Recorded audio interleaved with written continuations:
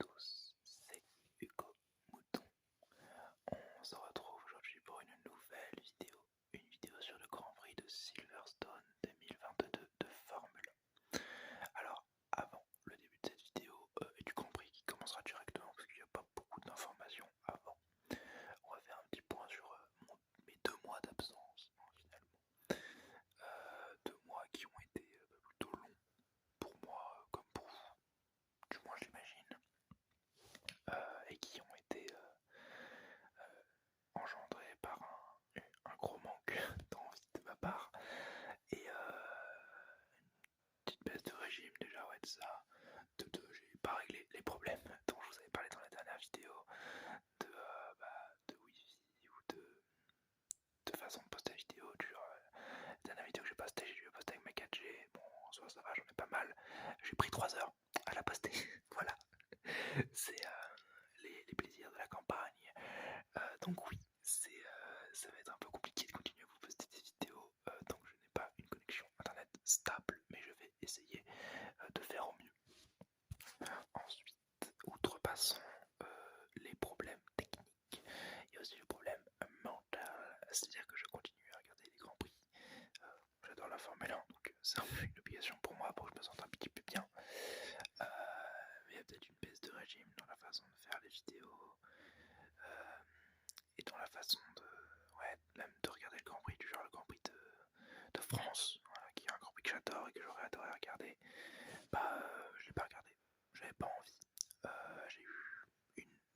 J'ai pas eu envie en fait sur là, j'ai eu un gros manque d'envie de regarder ça.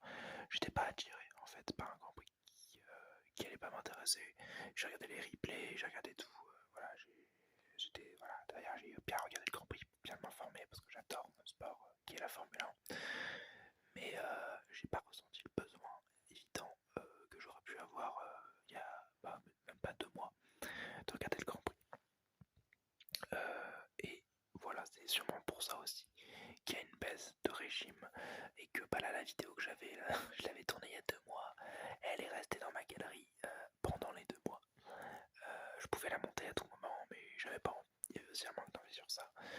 Donc c'est surtout l'envie qui manque à des moments et surtout le fait que j'ai l'impression de m'enfermer un peu dans le format de faire des Grands Prix chaque semaine, qui est en soi un bon format que j'aime bien en fait. J'ai bien aimé, j'ai bien trouvé mon rythme en fait. Tous les lundis faire une vidéo, ça peut faire la vidéo toute la semaine et vous la postez le lundi. C'est un bon format selon moi. Mais voilà, des fois j'ai un petit coup de mou qui va peut-être chambouler ce calendrier. Donc pour rattraper ce calendrier, je pense essayer de vous faire une vidéo. Donc là je vous ai posté une vidéo lundi. J'espère que celle-ci sera postée mercredi. Si elle ne l'est pas, honte à moi. Voilà. Et essayez de vous rattraper tous les Grands Prix pour arriver au triple header de ce week-end avec la Belgique, l'Italie et un autre Grand Prix, je me souviens plus. Voilà, j'espère pouvoir rattraper tout ça pour pouvoir poster les Grands Prix à jour. Donc c'est-à-dire, je vous fais le Grand Prix à l'ultimanche, j'essaie de vous faire la vidéo le lundi en me forçant un petit peu pour vraiment bien vous monter le truc et pour bien vous donner les images, pour pouvoir moi aussi me permettre mon petit cadeau à moi, la vidéo historique sur le Grand Prix historique ou alors les pilotes historiques. Alors je vais sûrement surtout continuer les pilotes en 5 minutes qui sont des formats, qui est un format que j'adore franchement en fait, parler de pilotes, des champions du monde. Ensuite j'avais d'autres idées de vidéos sur ça, mais de toute façon j'ai toujours 20 milliards d'idées de vidéos, c'est juste le temps et la motivation qui me manquent de les faire. Comme idée, déjà j'ai le nombre de vidéos que je vous ai promis sur la politisation de la Formule 1, sur déjà les Grands Prix rétro, continuer à en faire un ou deux, les pilotes à vous finir, les vidéos d'actualité que je vous avais promis l'an dernier sur Gasly, cette année sur Alonso, il faudra que je vous en fasse une vidéo transfert au moins, quelque chose comme ça. Et aussi une autre idée de vidéo que j'ai depuis 2-3 ans, mais que je n'ai jamais expérimenté, ce serait pas de faire l'histoire d'un circuit d'une année, ou pas de faire l'histoire d'un pilote d'une année, ou d'un Grand Prix, mais de faire l'histoire d'un circuit Imaginons Albert Park, et je vous parle de tout ce qui se passe sur Albert Park, comment ça a été créé, pourquoi ça a été créé surtout, et quelle catégorie tourne sur le circuit. Donc il y a la Formule 1, la Formule 2, peut-être, mais aussi le DTM, les trucks ou ce genre de choses pour qu'on ait conscience de ce qui passe aussi sur cette piste. Là je vous prends l'exemple d'Albert Park, mais voilà, j'aimerais bien vous faire ça sur d'autres circuits. Je sais que Fly Games ASMR avait fait une vidéo sur les pires circuits. Moi j'aimerais juste vous faire une vidéo sur les circuits en général et vous retracer l'histoire de certains circuits historiques. Je dis bien historiques, hein, donc le circuit de Jeddah ne figurera pas dans les vidéos avant longtemps.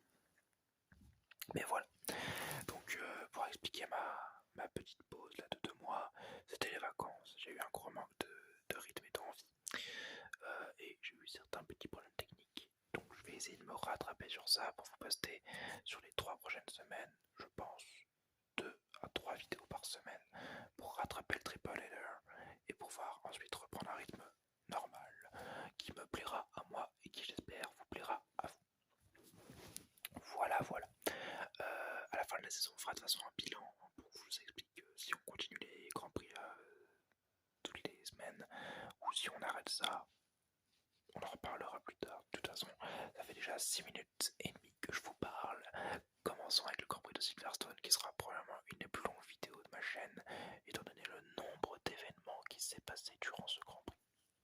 Alors, en FP1, une première session pluvieuse qui voit certains pilotes partir à la faute comme Lance Stroll. Silverstone est comme souvent le théâtre d'amélioration de voitures pour les écuries.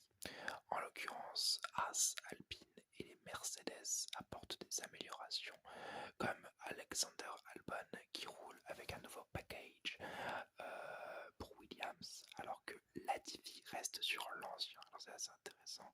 Une voiture avec le nouveau, une voiture sans. C'est à mon avis pour voir la performance des deux voitures et pour voir lequel de package est le plus intéressant. Alors après c'est peut-être mal choisi parce que Silverstone c'est un circuit pilote plus qu'un circuit machine. Bien évidemment il faut une machine pour gagner Silverstone, tu gagnes pas Silverstone sans machine. Mais le pilotage est peut-être un peu plus mis en avant sur ce circuit. Voilà, ce qui peut peut-être être préjudiciable pour les améliorations. Ça c'est que mon avis. McLaren nous offre une nouvelle caméra. La caméra des pieds et du pédalier de Lando Norris. C'est un très très bel effort de la réalisation, encore une fois, qui a cette année beaucoup de bonnes idées. Bottas est le pourlu rapide de cette session, surprenamment. Il est devant Hamilton, donc premier, et Schumacher est cinquième. C'est à souligner avec sa Haas.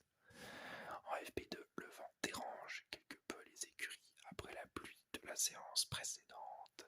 Hamilton prend un vibreur un petit peu trop agressivement et perd une partie de son aileron avant.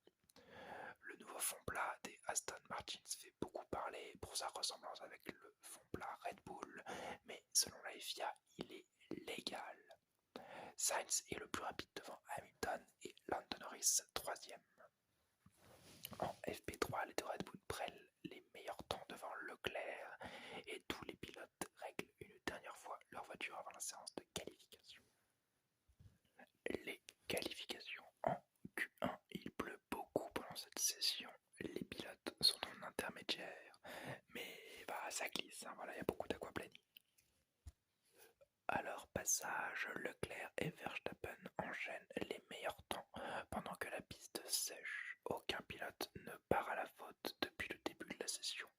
Et au final, Stroll, Schumacher, Vettel, Magnussen et Albon sont éliminés. Alors que Latifi participera à la deuxième Q2 de sa saison. C'est décevant pour Vettel qui est très souvent à l'aise sous la pluie et pour Albon qui montre que le package n'est peut-être pas exceptionnel pour Williams. En Q2, il pleut un peu plus et les pilotes doivent mieux gérer leur trajectoire. Verstappen sort un peu au large lors de sa deuxième sortie, mais c'est sans gravité. Lors de sa dernière sortie, Ocon galère totalement à cause de la pluie qui devient de plus en plus forte.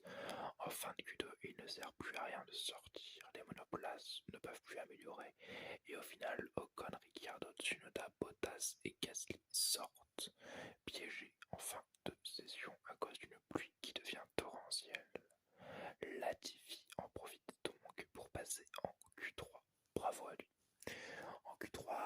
se calme légèrement, mais les teams redoutent des trompes d'eau à la fin de la session, obligeant un bon premier temps. Verstappen se rate pendant son premier tour de sortie et fait un 360, finissant quand même son tour, alors que Alonso prend la pole provisoire devant Zhou à 3 secondes du chinois.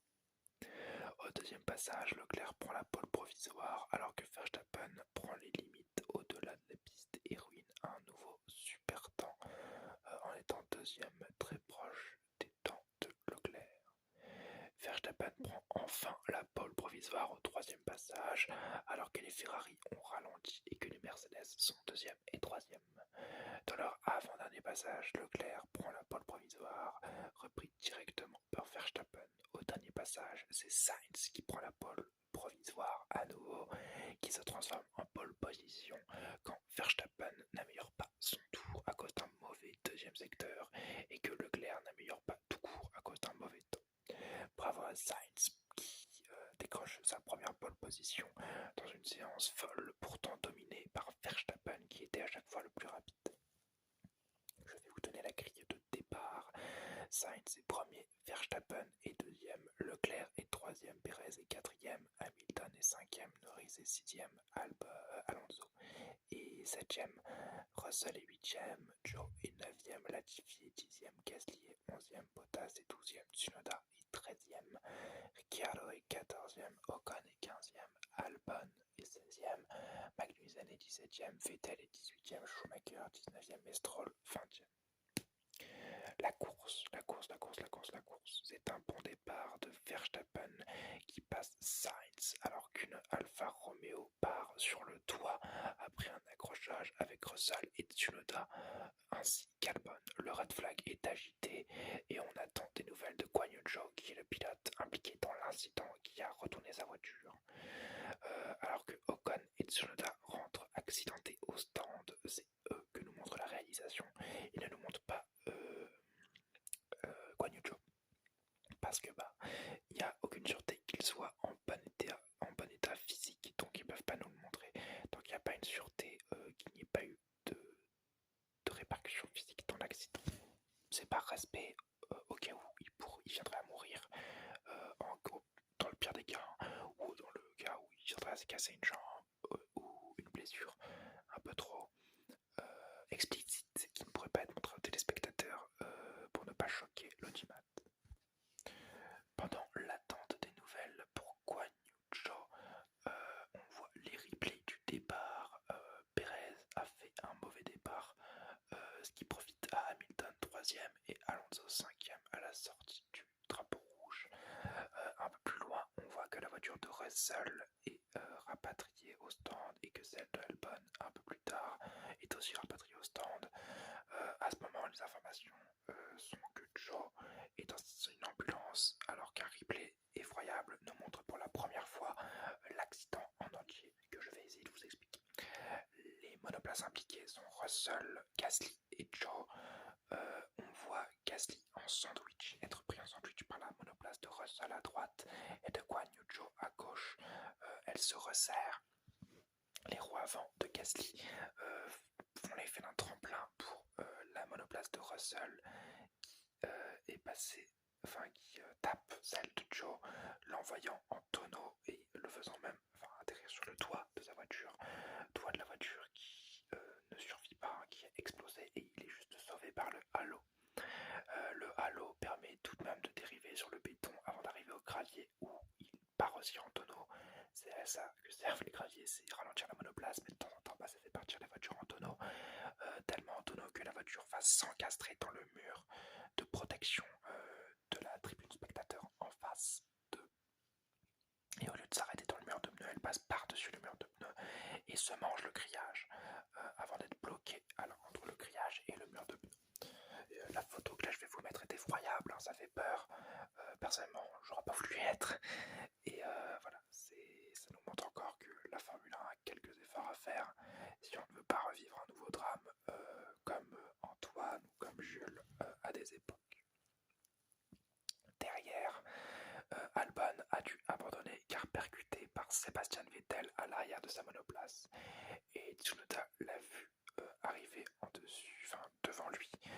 maîtrisant son aileron avant, même tarif pour Ocon qui s'est fait briser sa roue avant droite par le Thaïlandais, mais un peu moins grave étant donné qu'il a réussi à ramener sa voiture au stand et pendant le red flag, ses mécaniciens ont réussi à la réparer.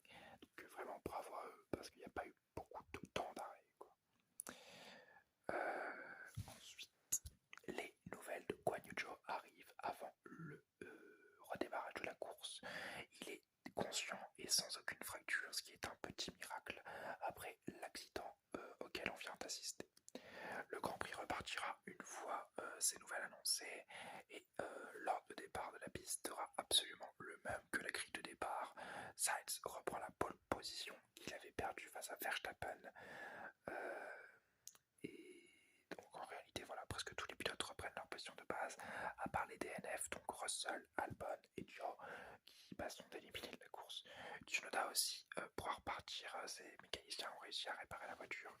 Donc au final, il n'y a que Russell éliminé à cause de l'accident avec Zhou, pardon. Albon qui est lui aussi transporté à l'hôpital à cause d'une grosse douleur à la jambe. Il s'est pris le mur, la voiture à droite de Tsunoda, si je dis pas de bêtises, et il s'est repris une autre voiture derrière, le faisant vaciller de tous les côtés, et visiblement il a des douleurs aux jambes. C'est pour ça qu'il abandonne, en plus de l'état de sa monoplace un peu désastreux. Et Guan Yu Zhou, bien évidemment, qui abandonne à cause de son accident effroyable. Le départ sera un départ arrêté et seul Latifi, Gasly, Tsunoda, Ocon et Vettel partent en pneus soft. Tous les autres seront en pneus médium. Le second départ, Sainz face à Verstappen. Donc le bon départ de Sainz qui tasse Verstappen sur le côté et qui garde sa pole position, alors que Leclerc percute légèrement Perez et passe à la troisième position, tandis que Norris passe sur Hamilton à l'extérieur. Perez, lui, a un aileron très endommagé, voire cassé, tandis que derrière, Gasly et Alonso se battent pour la 7ème place devant eux. Sainz est en tête, bien suivi par Verstappen et Leclerc, alors que Gasly et Ocon ont fait un nouveau départ phénoménal. Ils sont 7ème et 10ème. Tour 5, Perez pit pour changer d'aileron avant et laisse Norris se battre contre Hamilton. Ce n'est même pas une bataille étant donné que le plus vieux des deux Britanniques passe facilement son compatriote au DRS. Le Mexicain ressort 16ème et enchaîne les meilleurs temps ainsi que les dépassements. Et au tour 10, alors que Sainz résiste bien, il part un petit peu trop au large et laisse passer Verstappen qui était assez insistant. Tour 11, Tsunoda spin et fait spin par la même occasion son coéquipier Gasly, avec lui ruinant toute leur course, pourtant plutôt bonne. Ils étaient 13ème et 15ème, mais avaient pit, si je dis pas de bêtises, un peu avant, ce qui leur donnait un petit avantage stratégique ruiné par Tsunoda. Tour 12, Sainz rattrape Verstappen et reprend la première place, alors que Verstappen s'arrête juste ensuite. Alors, il aurait roulé sur un débris. Et alors, à ce moment-là de la course, on pense que c'est une crevaison, ce qui s'avérera être faux un peu plus tard. Il laisse donc Sainz et Leclerc en tête de la course, alors qu'il avait quasiment course gagnée. Tour 14, alors en piste, Verstappen se plaint encore de sa voiture qui, selon lui, est cassée, mais il peut continuer selon son ingénieur de piste qui lui explique que c'est un morceau d'aileron ou un morceau aérodynamique qui s'est coincé dans sa voiture et qui fait baisser ses performances, mais que le problème n'est pas critique, que ça ne pourra pas atteindre l'intégrité de la voiture et donc qu'il peut continuer la course en perdant par contre pas mal de performances. Il doit donc essayer de grappiller quelques points avec une monoplace très affaiblie. Derrière lui, Tsunoda prend 5 secondes de pénalité pour l'accrochage avec Gasly. Au tour 15, Leclerc est proche de Carlos Sainz et Hamilton, 3ème, enchaîne les meilleurs temps. Leclerc est rapide malgré son aileron avant un petit peu endommagé et il se plaint à la radio du rythme de Sainz pendant à peu près 6 tours, alors que Hamilton les rattrape. Mais au tour 20, Ferrari coupe court à toutes ses transmissions, c'est Sainz qui s'arrête et qui laisse Leclerc en tête de la course. L'Espagnol repart en pneu dur après un bon arrêt et ressort 3 troisième devant Lando Norris et peut attaquer Lewis Hamilton à 16 secondes devant lui. Bottas abandonne au tour 21 dans les stands et au tour 22, Hamilton rattrape de plus en plus Charles Leclerc. Au tour 23, pit de Esteban Ocon pour des durs. Il veut aller à la fin de la course. Tour 24, Verstappen repite une nouvelle fois pour des durs. Même stratégie que Ocon, il veut aller à la fin de la course. Et Vettel, lui, fait l'extérieur pour prendre la 7e place à la sortie des stands. Donc Verstappen ressort des stands et il se fait prendre par l'extérieur par Vettel qui n'a pas une monoplace exceptionnelle, mais la voiture endommagée du néerlandais ne lui permet pas de lutter, surtout qu'il a les pneus froids et qu'il va pas prendre le risque de se foutre en tête avec eux juste pour empêcher Vettel de le dépasser. Donc Vettel va repasser dans les stands, donc ce serait stratégiquement bête de venir à la bataille malgré le fait qu'il prenne une position en piste. Tour 25, Leclerc pit pour abréger ses souffrances. Il met lui aussi des pneus durs et ne change pas d'aileron avant. Visiblement, il s'en sort bien avec un petit aileron en dommage. Il ressort troisième et dernière Sainz. Alors Sainz qui lui est devant n'attaque pas vraiment car il doit chauffer les pneus. Leclerc qui est derrière Sainz n'attaque pas Carlos Sainz parce qu'il doit chauffer ses pneus et qui veut éviter de soit se foutre dehors, surtout vu la course déjà ratée de Verstappen et il veut pas en plus déranger Sainz et le foutre lui aussi dehors. Tour 28, Gasly DNF au stand alors que Leclerc prend le meilleur temps avec ses pneus durs et que Sainz a toujours du mal avec ses gommes.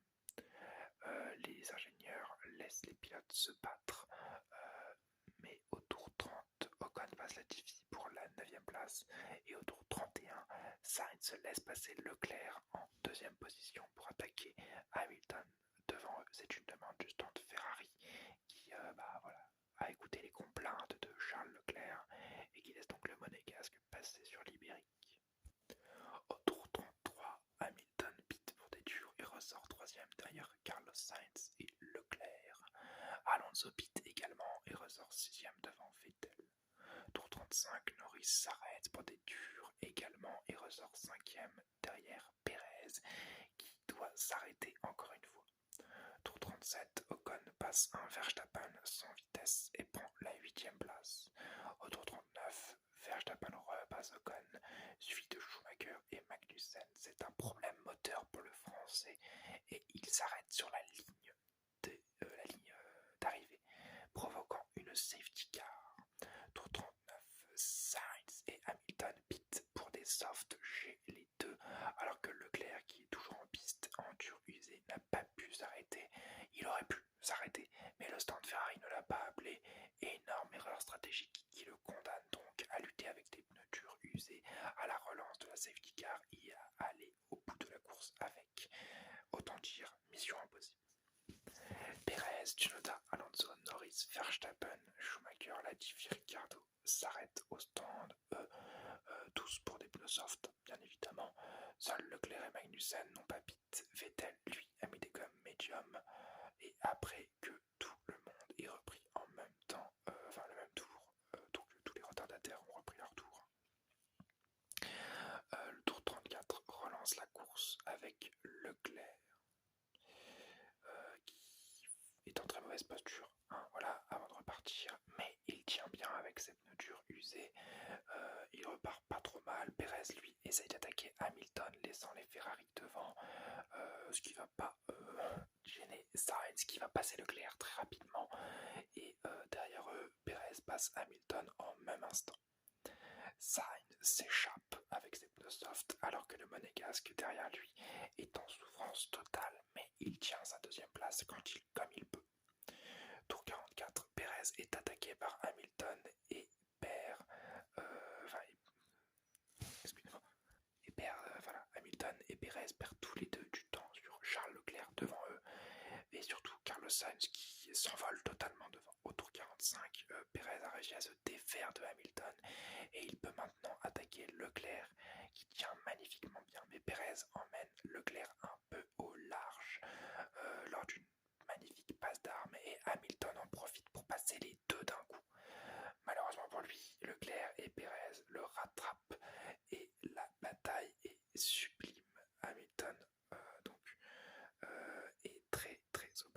piste, mais n'en profite pas totalement étant donné que Pérez le passe, puis c'est Leclerc qui gère bien la défense et qui dépasse Hamilton en plus le retenant, ce qui laisse Pérez s'échapper un petit peu au loin.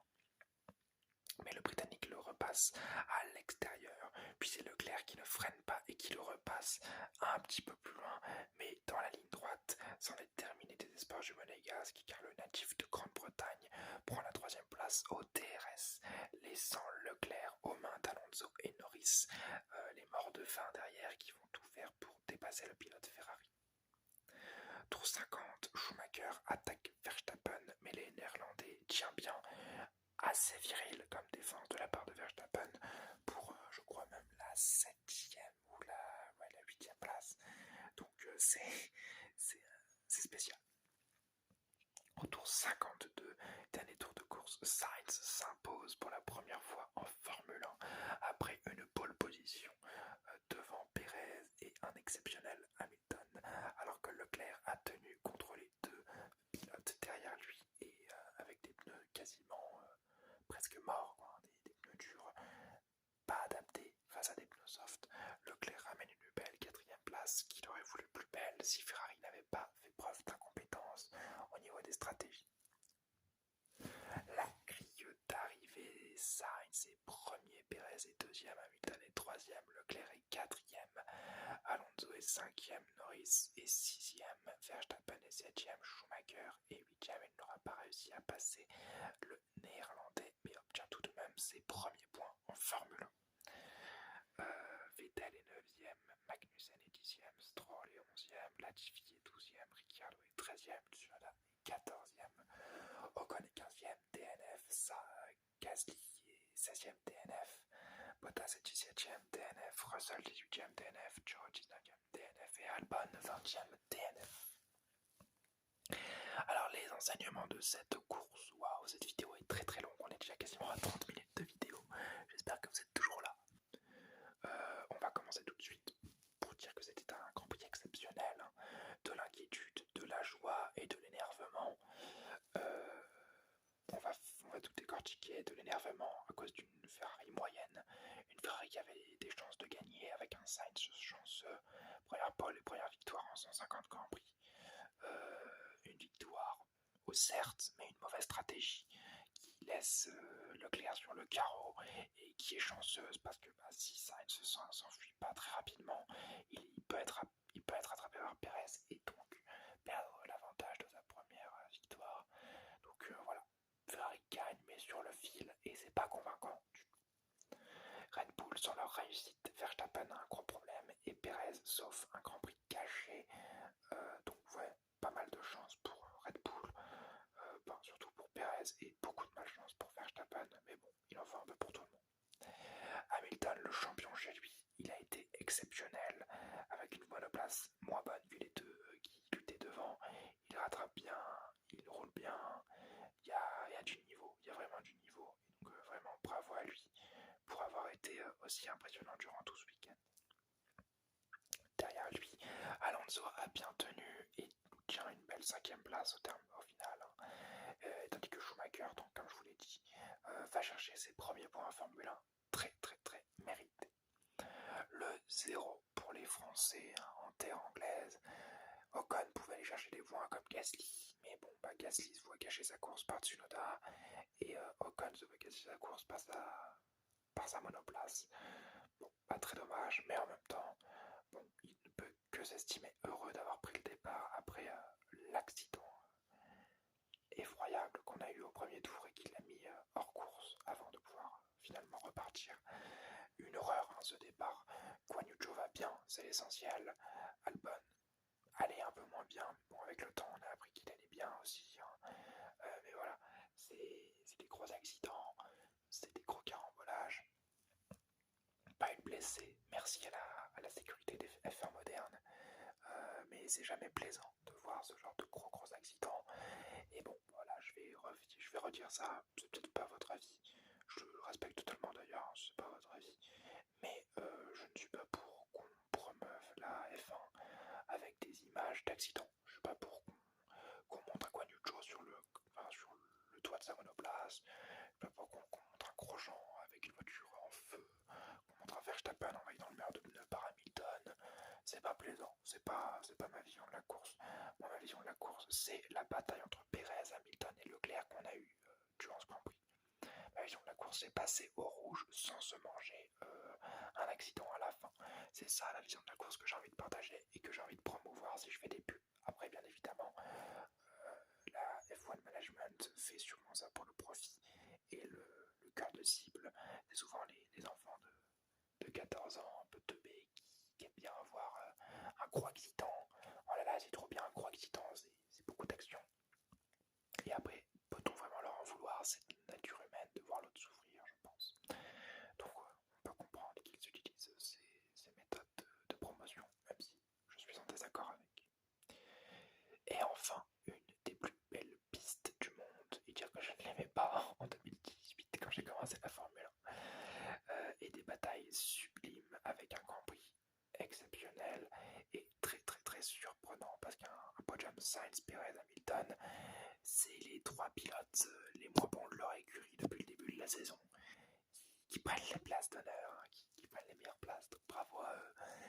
Donc voilà, et c'est pour ça que je vais attribuer la très belle note de 19 à ce Grand Prix, hein. Un Grand Prix exceptionnel. J'enlève le -1 pour, voilà, pour un petit moment de monotonie, hein, un moment dans le Grand Prix au milieu, en mi-course. Mais c'est normal, hein, sans monotonie, on n'a pas de grands moments d'action. Et aussi à cause de cet effroyable accident qui n'est pas forcément plaisant. Et bien voilà, j'espère que cette longue vidéo de 32 minutes vous aura plu. J'espère que vous êtes toujours là d'ailleurs. Allez, si vous êtes toujours là, je vais vous redonner un nouveau petit défi. Mettez-moi... Bah, c'est Sainz qui a gagné, mettez-moi un drapeau espagnol, un petit drapeau espagnol en commentaire pour que je vois si vous êtes toujours ici. J'espère que la vidéo vous aura plu. Si c'est le cas, n'hésitez pas à mettre un petit like, à mettre un petit commentaire et à vous abonner. J'espère vous avoir détendu. On se retrouve rapidement, je l'espère, pour vous détendre à nouveau. Et n'oubliez pas, Forza Ferrari!